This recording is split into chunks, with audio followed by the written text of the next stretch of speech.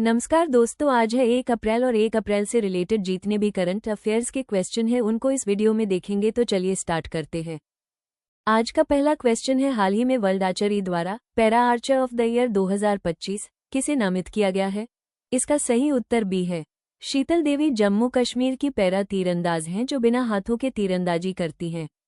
उनकी असाधारण उपलब्धियों के कारण उन्हें वर्ल्ड आर्चरी द्वारा para Archer of the year 2025 नामित किया गया। उन्होंने विश्व चैंपियनशिप में स्वर्ण पदक जीता और पैरालंपिक में भी पदक हासिल किया। हाल ही में WTO का 14वां मंत्रिस्तरीय सम्मेलन MC14 कहाँ हुआ? सही उत्तर बी, याओंडे है। ये सम्मेलन 26 से 30 मार्च 2026 तक कैमरून की राजधानी याओंडे में हुआ। इसमें व्यापार, कृषि, डिजिटल व्यापार जैसे मुद्दों पर चर्चा हुई। WTO वर्ल्ड ट्रेड ऑर्गेनाइजेशन वैश्विक व्यापार को नियंत्रित करता है।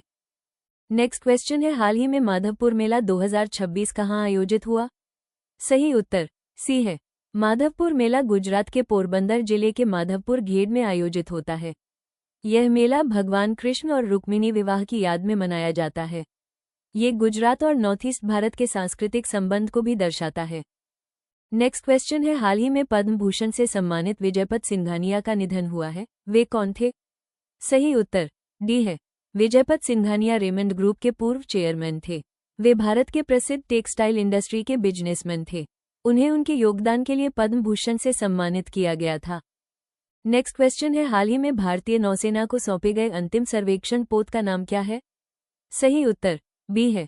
इंस विशाल भारतीय नौसेना का नवीनतम सर्वे वेसल सर्वेक्षण पोत है। इसे 30 मार्च 2026 को नौसेना को सौंपा गया। इसका उपयोग समुद्र की गहराई और मैपिंग के लिए होता है। नेक्स्ट क्वेश्चन है, हाल ही में निट्रिटेवेट्रस काली नाम की मेढक की नई प्रजाति किस राज्य में खोजी गई है? सही उत्तर सी है। यह मेढक की नई प्रजाति कर्नाटक के पश्चिमी घाट में खोजी गई। पश्चिमी घाट बायोडाइवर्सिटी के लिए बहुत प्रसिद्ध है। नई प्रजाति की खोज वैज्ञानिकों के लिए बहुत महत्वपूर्ण होती है। नेक्स्ट क्वेश्चन है, हाल ही में किस देश के पूर्व राष्ट्रपति चंद्रिका प्रसाद संतोखी का निधन हुआ है? सही उत्तर सी है। चंद्रिका प्रसाद संतोखी सूरीनाम के राष्ट्रपति थे 2020 से 2025। उनका निधन 30 मार्च 2026 को हुआ। वे भारत के साथ अच्छे संबंधों के लिए जाने जाते थे। नेक्स्ट क्वेश्चन है, हाल ही में एशियाई मुक्केबाजी चैंपियनशिप 2026 कहाँ हो रही है? सही उत्तर बी है।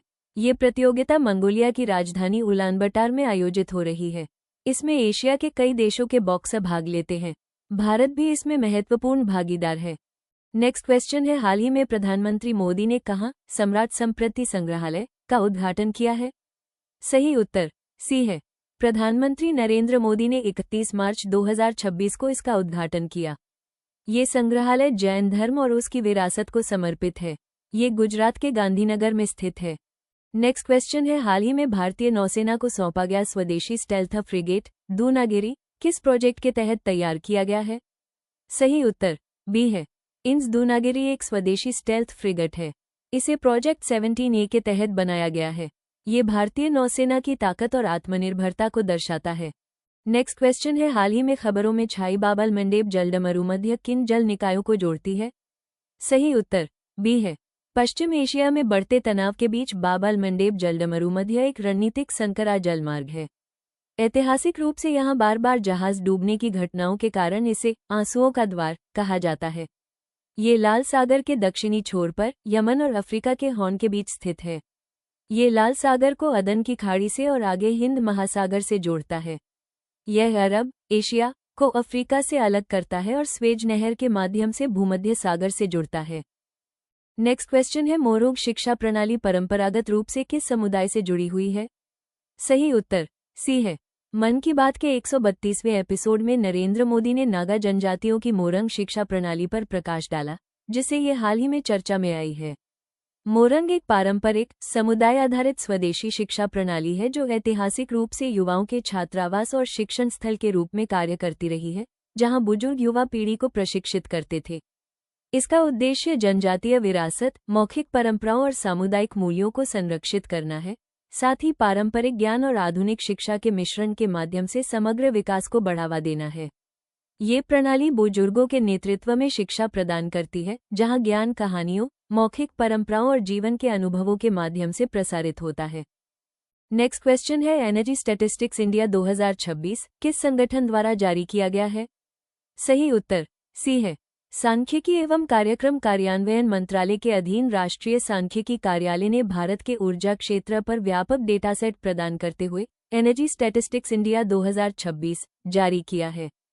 इस प्रकाशन में कोयला, लिग्नाइट, पेट्रोलियम, प्राकृतिक गैस और नवीकरणीय ऊर्जा जैसे प्रमुख ऊर्जा संसाधनों के भंडार, क्षमता, उत्पादन, खपत और आयात निर्यात पर विस्तृत जानकारी शामिल है।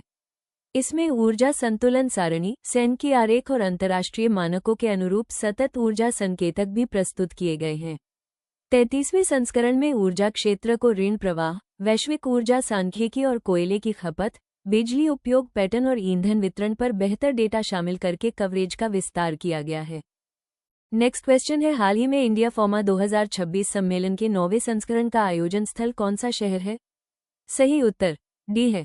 रसायन एवं उर्वरक मंत्रालय के अधीन औषध विभाग, federation of Indian chambers of commerce and industry और इंडियन फार्मास्यूटिकल एलायंस के सहयोग से इंडिया फार्मा 2026 सम्मेलन का 9वां संस्करण 13 और 14 अप्रैल 2026 को नई दिल्ली में आयोजित करेगा।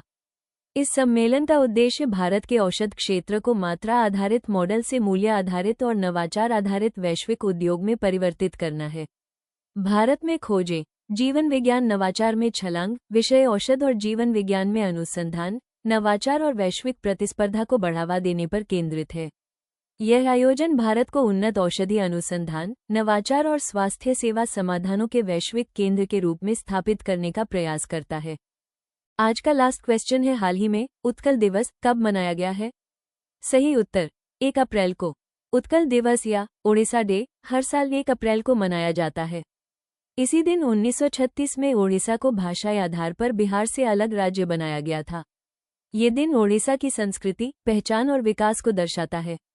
तो आज का हमारा ये क्लास यहीं पे एंड होता है। बाकी आप लोग कमेंट में बताएं 30 मार्च को कौन सा महत्वपूर्ण दिन था।